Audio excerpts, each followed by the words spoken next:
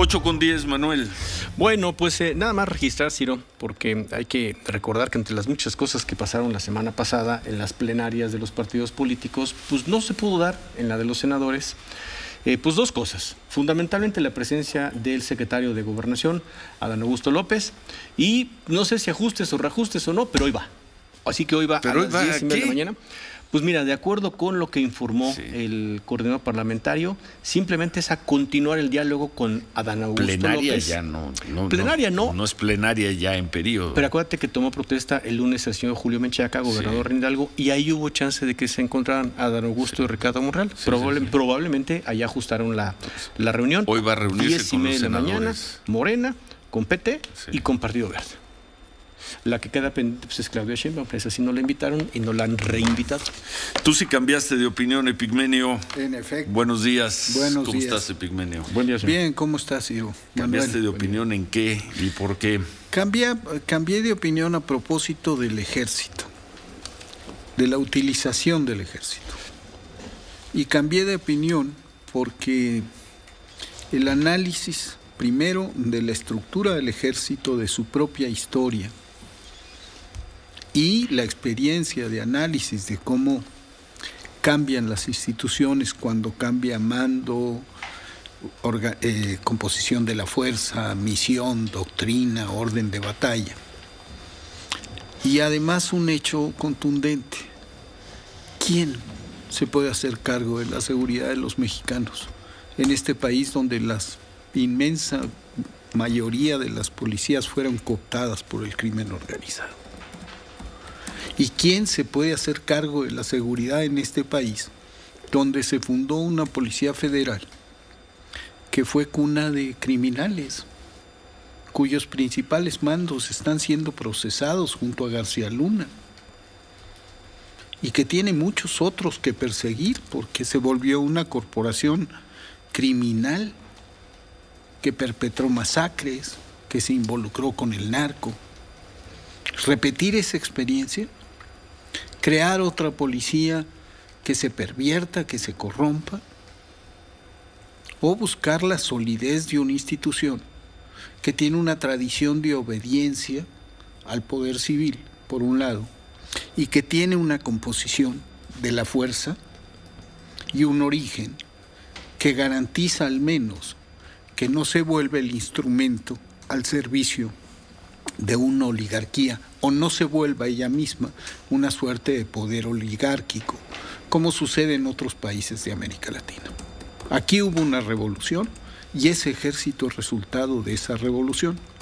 Entonces, por eso, y aún a pesar de haber visto durante años al ejército como al enemigo, porque así nos consideraba el ejército, hoy pienso que desde el poder y en el poder deben asumirse responsabilidades y utilizar a las instituciones del Estado para servir al pueblo. ¿Que vuelva el ejército a los cuarteles? ¿A qué?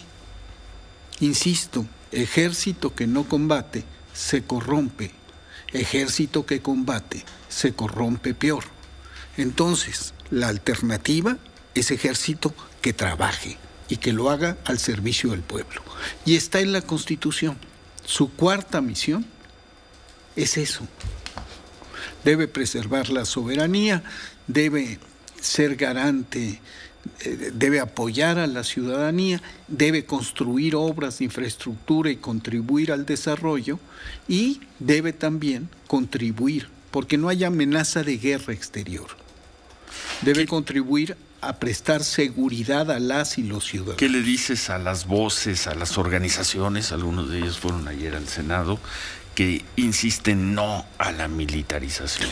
¿Qué les dices? Que hay dos cosas. Militarizar el país significaría poner a los militares al frente del Estado. Aquí se ejerce el mando civil sobre el ejército y se ejerce efectivamente. López Obrador manda sobre el ejército, sobre la marina. Y en el ejercicio del poder y con esa responsabilidad, ordena al ejército y a la marina que contribuyan a prestar seguridad a la ciudadanía Y eso no significa militarizar el país. Militarizar el país es lo que hacía Calderón. Erizarlo de fusiles, comprarles lo que él llamaba juguetes, desplegar fuerzas de combate en primera línea. Eso era militarizar el país. Poner al ejército a trabajar es aprovechar una de las instituciones del Estado, darle un sentido social a su existencia. Y por eso yo cambié de opinión. Se refieren a las tareas de seguridad. Pero las tareas militarizarlo con esto, con el cambio que se perfila o que se dio el viernes en Cámara de Diputados, vamos a ver si se da también en el Senado. Tienen los votos, seguramente ocurrirá. Más, vamos a ver si procede, si los priistas finalmente votan esta iniciativa de mantener 4 años más a las Fuerzas Armadas en tareas de seguridad. A eso se refieren con militarización, no a que estén construyendo un aeropuerto. Pero hayan construido un aeropuerto. Pero suman todo y hay un discurso que se vuelve dogma, de eso hablo. Sí, se vuelve dogma de fe. Es el mismo discurso que manejaban con Calderón, es el discurso que manejaron cuando ya en este gobierno, con mayoría de Morena, se votó el mando civil para la Guardia Nacional. Consistentes han sido. Sí, pero se vació de sentido el discurso, porque resulta que hoy no hay esos combates, no hay esas ejecuciones masivas, no hay esas masacres perpetradas por las fuerzas del Ejército Federal. Las recomendaciones de la Comisión de Derechos Humanos al Ejército se han reducido prácticamente a cero. Sí hay un cambio en la composición de la fuerza, sí hay un cambio en el orden de batalla. Las fuerzas de combate pasan a segunda línea y en primera línea están los servicios. Entonces, en esa situación, creo que es importante reconocer que en este país la guerra desfondó a las instituciones encargadas de la seguridad de los ciudadanos. Las desfondó. ¿Qué policía puede ser garantía? Y vamos a Ayotzinapa, por decir algo. 4 policías municipales involucradas en un evento como ese. La policía estatal y la policía federal. Pues, ¿qué más? Y eso lo repetimos en Guanajuato. Son cambios constitucionales, Epigmenio. Bueno, no constitucionales. Las leyes. Supongo que si ocurriera algo con la economía, vamos a poner que hay una guerra en Europa y viene una gran crisis económica, arrastra a México, viene una convulsión, cambian las cosas en México y termina ganando la elección del 24 el PRI con Alito. ¿Mantendrías este punto de vista? Pues sí, si Alito no cambia las órdenes. Si el presidente en funciones cambia las órdenes, yo cambio de punto de vista. Ahora, hay una cosa que es central, y lo acabas de señalar. El problema no es el ejército, es quién manda sobre el ejército. Una cosa muy distinta es que mande que mande Felipe Calderón, o que no mande Enrique Peña Nieto. Y otra cosa muy distinta es que, obedeciendo un mandato mayoritario de la ciudadanía, mande el ejército Andrés Manuel López Obrador. ¿Tú consideras que es mejor la situación de hoy de la que se tenía hace 6 o 12 años? Sí. Bueno, sí, sin duda, sí. Bueno, es lo que piensas tú. Vamos a una pausa, son las 8:20, volvemos.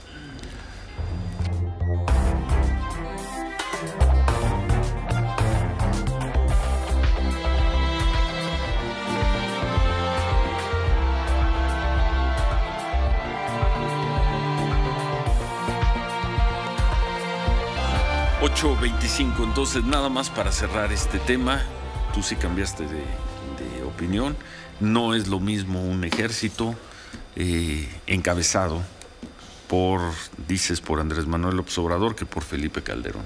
Exacto, y lo veo con mucha claridad. El problema de las y los mexicanos no es tanto quién manda el ejército, sino quién está en el poder ejecutivo. La decisión del 24 se vuelve en ese sentido absolutamente nodal, porque es un referéndum sobre si continuar o no con la transformación. Hasta ahorita lo que vemos es una oposición que no tiene cartas sobre la mesa. Se fue otro mes, se fue agosto y nada. Y seguimos en la misma. Pero nada. Porque no tienen de dónde. Y el problema central, me parece, Ciro, es que el PRI era un aparato extremadamente sofisticado cuya función era cooptar, organizar, manejar el Estado. Y hoy es una fuerza subsidiaria que perdió identidad política, identidad ideológica y capacidad de articulación. ¿Qué está pasando en el país? Se está definiendo un panorama en donde habrá un partido de derecha muy fuerte, digamos, con el 30% de la población y con aspiraciones de crecer, y un movimiento de izquierda. Pero el PRI como tal, pues quedará reducido a lo que es. El calendario le ayuda al PRI. Los dos estados en donde hoy podría ser competitivo el PRI van a elecciones el próximo año, Coahuila y el Estado de México. Sus dos últimos estados. Pero es el momento que viene, el próximo año. Le ayuda. Claro, ya veremos qué sucede. PRI. Si viniera Ciudad de México y qué sé yo, algún otro, pues las otras 15, las otro estado. Y ya veremos qué van a decir a las 10 y cómo se van a pronunciar con respecto a la cuestión de la Guardia Nacional. Sí. Por cierto, vamos a hablar en unos momentos con Miguel Ángel Osorio, que a ver si nos explica bien en qué ruta van ellos, quienes pues, abiertamente se están oponiendo a la dirigencia nacional de Alejandro Moreno, que dicen no vamos a votar a favor de del proyecto de Guardia Nacional que votó Cámara de Diputados el viernes, y además sí queremos mantener la alianza con el PAN. Vamos a ver qué ruta, qué margen tienen para moverse, Manuel. Vamos a hablar con él. Y me genera duda a partir de lo que dicen sobre el tema, por ejemplo, de las elecciones del año que viene, porque esta negociación, lo que mucho ha hecho Morena con el PRI en los años anteriores es pues, ceder los estados, PRI en favor de Morena, ¿no? Las estructuras electorales, etcétera. Y entonces, Estado de México y Coahuila, ¿quedan para el PRI o van a ser cedidas a Morena? ¿Cómo va a jugar Alito? ¿Cómo van a jugar esas cosas? Porque es Rubén Moreira, ¿eh? Él no está lejos de Alejandro Moreno, ¿eh? No está lejos. Bueno. Y Alito seguirá jugando, pues no sé a favor exactamente de quién. Sí, de él y su grupo. De él y su grupo. Sí. Pero los efectos colaterales, es un hombre cuyas acciones tienen efectos secundarios, de acción retardada. Como él, vamos a ver, ¿sí? Ha resistido todo, ahí sigue, lo han querido bajar sus propios pares y no pueden. ¿De qué habla todo esto? De que el PRI, que era un partido que descansaba en el ejercicio del poder, hoy que no tiene el poder, no sabe cómo ni para dónde. Unos dicen con el PAN y otros dicen, empiezan a ver lo que decía ayer López Obrador, para eso existe el divorcio. Si te va mal con se acabó el amor. Si te va mal con una pareja, ¿para qué sigues con esa pareja? Si esa pareja te explota, te maltrata y saca ventaja, pues ¿para qué sigues con esa pareja? Los priistas tendrán que pensar si ser subsidiarios del PAN es lo que quieren. Mira, por López ejemplo, López Obrador lo supo hacer muy bien después de la elección del 2012, sí. Y además por las buenas, dijo, me voy en paz del PRD, se fue del PRD. Sí. Forma otro partido. Y lo hizo de inmediato. ¿De inmediato? Sí, lo hizo 3-4 meses después de las elecciones, anunció que iba a crear su movimiento, lo creó y ahí están. En una decisión que a muchos nos desconcertó en un principio, porque decíamos, hay que fortalecer al partido. No, vámonos para afuera. Es un hombre que da esos giros. Y de eso hablo también en el artículo, que esos giros tienen razones.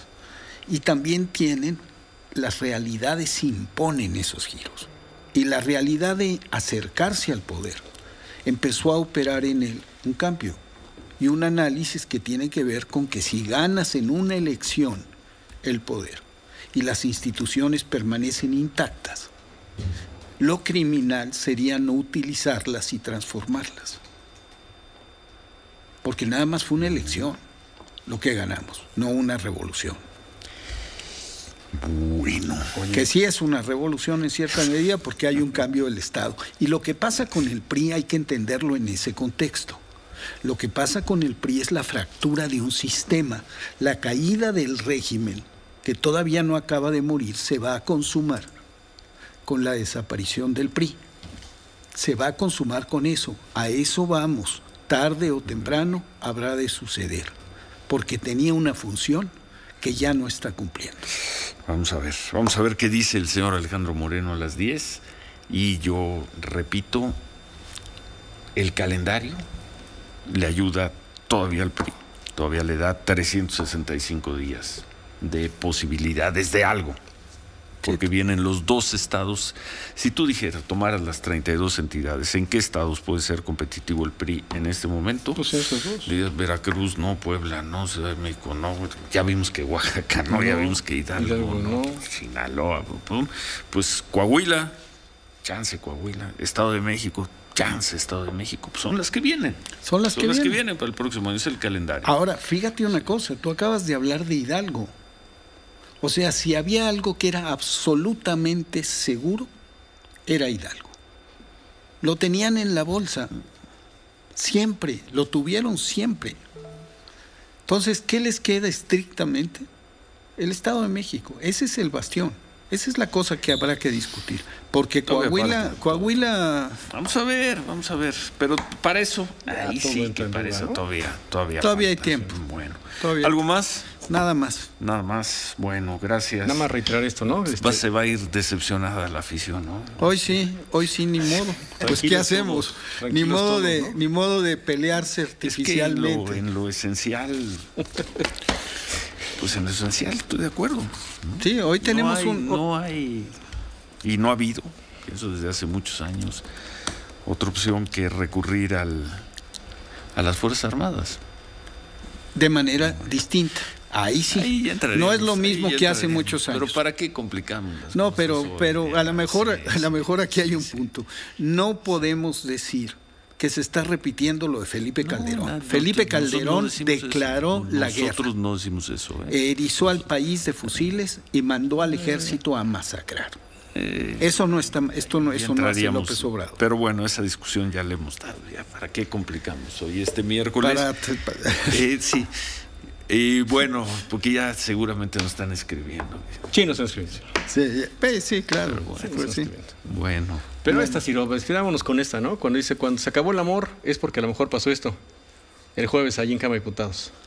Háblame al oído, háblame tú. Háblame tú. Adán Augusto con Adán Augusto, no, pero Adán Augusto es un gran político. ¿Qué hacemos? Adán Augusto cree en el acuerdo, en el diálogo y demás. Sí. Y saludó a todos, entre otros, a todos los diputados, entre otros, al presidente del PRI. Unos abrazos y unas palabras. O que ahí le está diciendo, saca la ley, quién sabe qué, ya cambia. No, seguramente amigo, está diciendo, vamos a platicar, ¿cómo está la familia? Vamos a platicar, amigo. ¿Y tú crees además que ahí es el escenario para un acuerdo? Es, sí, hermano, estás bien, estamos bien, vamos hablando, nada más. Ese es el... Pero lo han recordado mucho a partir de ayer. Bien, los hijos bien también. Sí. Bueno, te digo, las puras casualidades. Ni modo, casualidades. Gracias, Pigmenio. Gracias. Hacemos una pausa, 8:35, volvemos.